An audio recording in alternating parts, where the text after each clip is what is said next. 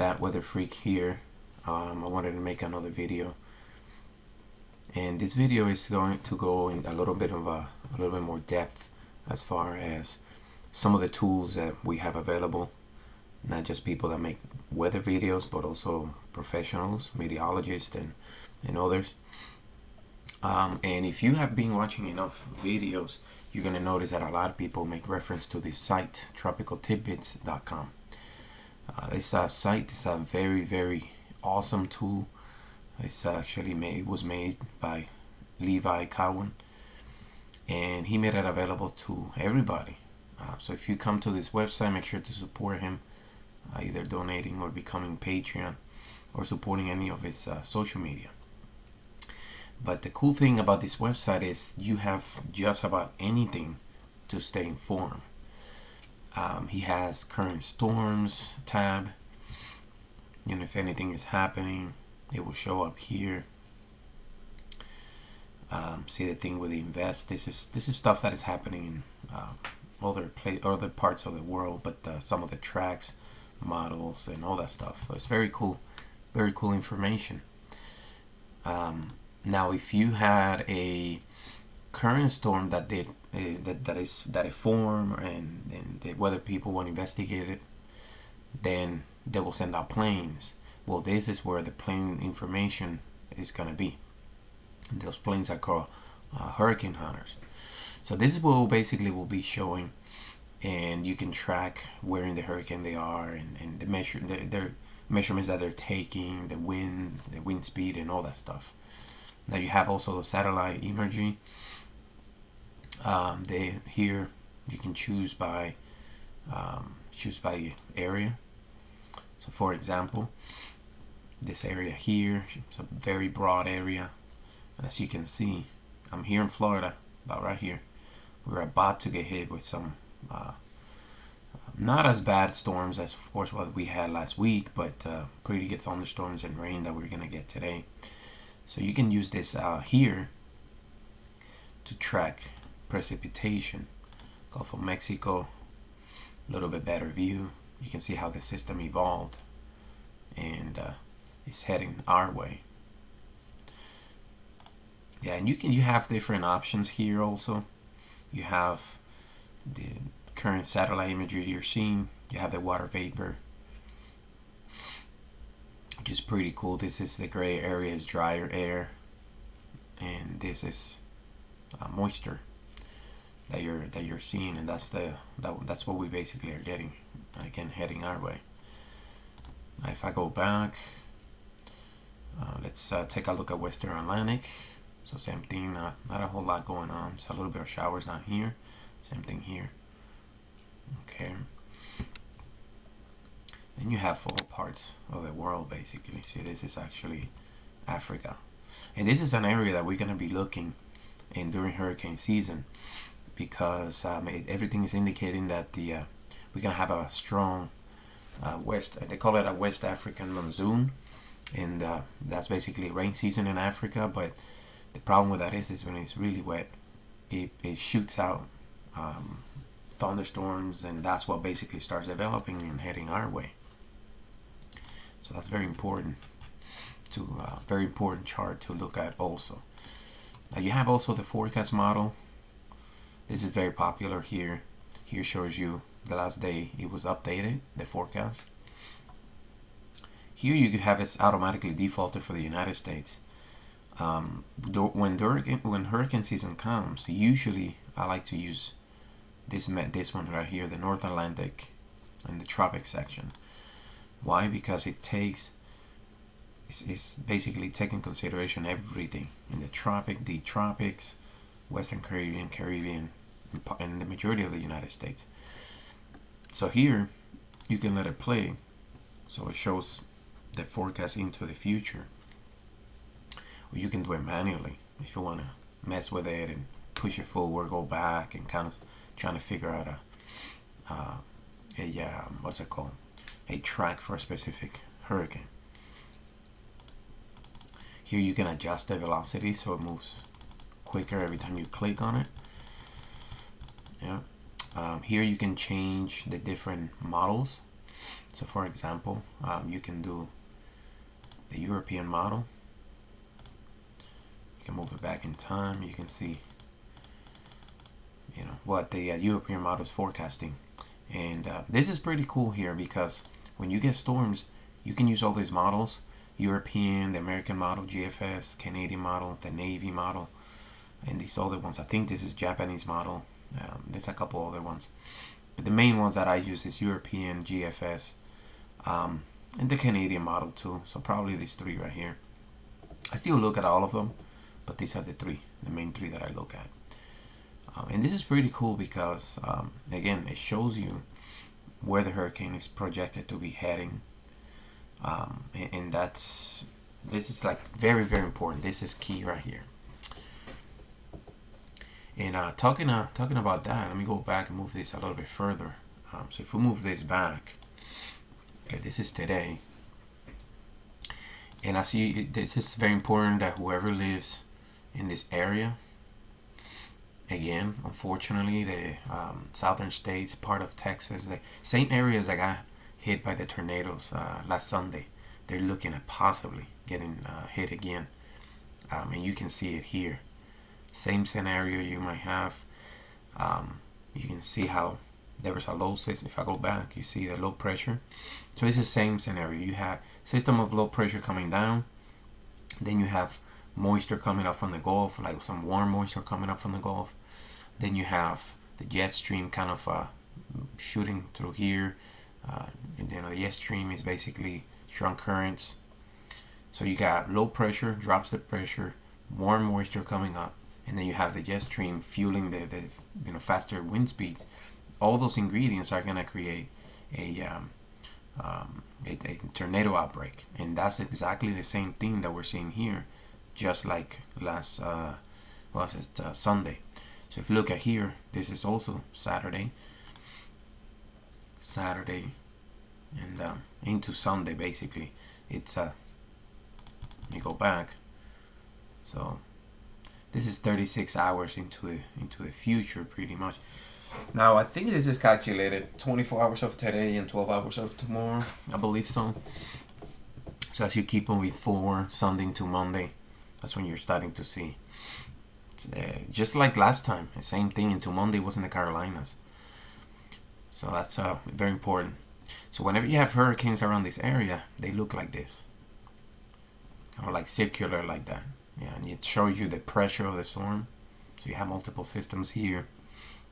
But now when they start showing up here, that's when we need to pay attention, at least in the closer parts, whoever lives in these areas. Very good.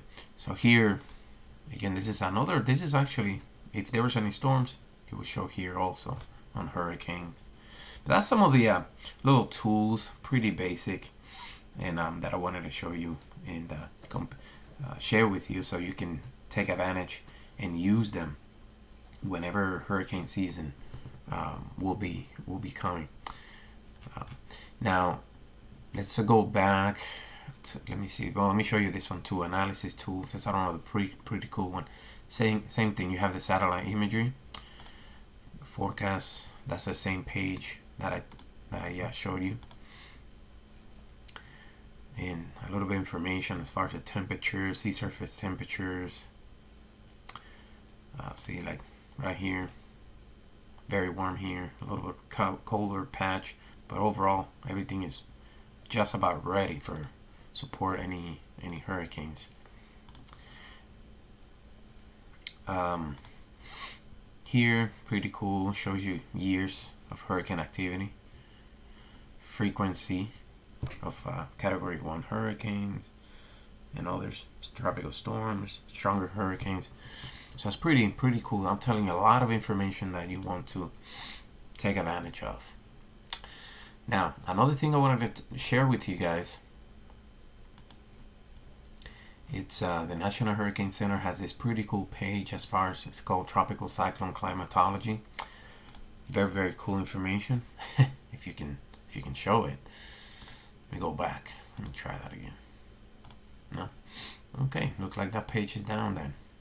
But basically what it is it shows you the tracks, usually the tracks that the storms take. on average. Here shows you whenever you hear the numbers average for a hurricane season, 11, 6, and roughly 2. This is what they mean.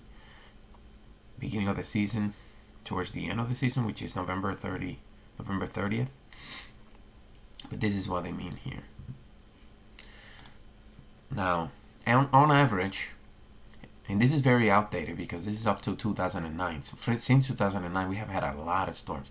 And another issue that thing that we have been having is a lot of early storms. So if you guys remember, for the last probably 4 years, I think 4 or 5 years, we have had a early start in the season. Some April, May, we have had already starts of the season. June 1st is the beginning of the season. So here it gives you an average as far as when we should see the first storm form. As you can see here, usually it's July 9th. Usually. First hurricane, August 10th. And as far as major hurricanes, they don't usually show up until almost the peak of the season. And this is on a average. Now we have had seasons where they start before, after, so it's just an average. Here, basically, it shows you how the activity begins or goes out throughout the month of the activity. September 10th is the peak of the season. Hurricane and tropical storms. Hurricane, same thing. So hurricane is the yellow part, and storms overall is the red part. So you can see, and you can have storms development anywhere in the year. But the bulk of the action is basically around June 1st, which is when it starts. The majority of it is on September 10th is the peak, and then it starts winding down again. But any month of the year, technically speaking, you can get some activity. Now, this here is pretty cool. It shows you when you usually get some activity. Like the first 10 days of the hurricane season, you may have a little bit of activity. So you can see there, couple of points of origin. Now, as it starts developing, you start getting more activity, of course. See, starts picking up. Usually the Pacific, their season starts on May 15th. So they start 15 days earlier. June, you can start seeing here that starts picking up more dots. August, you can see, look at August. So many points of origin and different tracks that any storm can take in August. Now let's look at the peak of the season. So the peak of the season, about right here. This is since 1851 until 2015. Again, we have had 4 years of activity that hasn't, 3 or 4 years that haven't been plugged here. But you can see all the activity that takes place in those months are on the peak. Same thing here in June. When the tracks, this is the tracks for June, July, and you get August, September again, peak of the season, October, and it starts going down in November. This is all the storms for probably about about 100 years, over 100 years. Same thing, peak here. Actually, no, this is not the peak. This is actually the amount of storms that have happened throughout the years. So this is the highest that has been. We got 28 storms, and that was in 2005. 2010, we got pretty high, pretty close to 20. You got about 20, 1930s. So pretty cool. And this is actually very cool too. Let me show you this one. This is like numbers as far as the amount of storms they have had in the past years. And this is in general, storms and hurricanes. It's pretty cool. Now if you go back,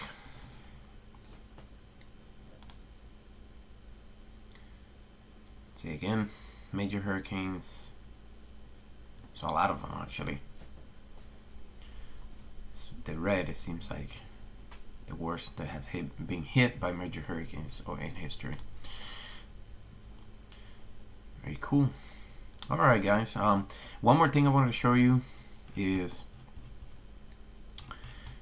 that's a lot of information there. You can go visit at your own time.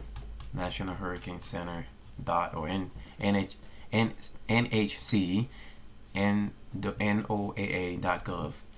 Now, one more thing I wanted to show you is this. This is the seasons forecast so far. Now, I'm pretty sure there's more out there, but this is like the main people that forecast the seasons and numbers. So we have the 2020 hurricane season forecast. This is the first outcome or the first forecast. June comes around, a lot of these companies are going to revise it and either lower it or raise it if they need to, based on more information they get from April and May. But so far, the average season has 12 storms, 6 hurricanes, 2.7 major hurricanes. Now, the Colorado State University is saying that we're going to have 16 storms, 8 hurricanes, 4 major hurricanes. Now, this is a new forecast. The North Carolina University, they're saying that we should have anywhere from 18 to 22 storms, 8 to 11 hurricanes, 3 to 5 major hurricanes. So this was probably one of the highest, or actually the highest, that has forecasted something like that. The Weather Channel came out with 18 storms, 9 hurricanes, 4 major hurricanes. The University of Arizona, 19, 10, and 5. And AccuWeather, which was the first one to release their forecast, they're saying 14 to 18 storms, 7 to 9 hurricanes, 2 to 4 major hurricanes. But they were the only one that really gave more information, more insight, saying that 2 to 4 U.S. impacts will happen. And this is basically either storms, tropical depression, hurricanes, major hurricanes. So any of those can be happening. But did wanted to show you with these guys some of the numbers that we have coming in. And as always, you guys stay safe. I'll keep you posted with any more information, any new updates. Thank you for watching my video. Please take the time to subscribe and hit that bell notification so you get all the notifications whenever I upload a video. Check the subscription or the description box also. There I have links to products that are gonna help you stay safe during the hurricane season. To subscribe my channel, etc. And consider subscribing. I really appreciate it. Thank you and have a good day.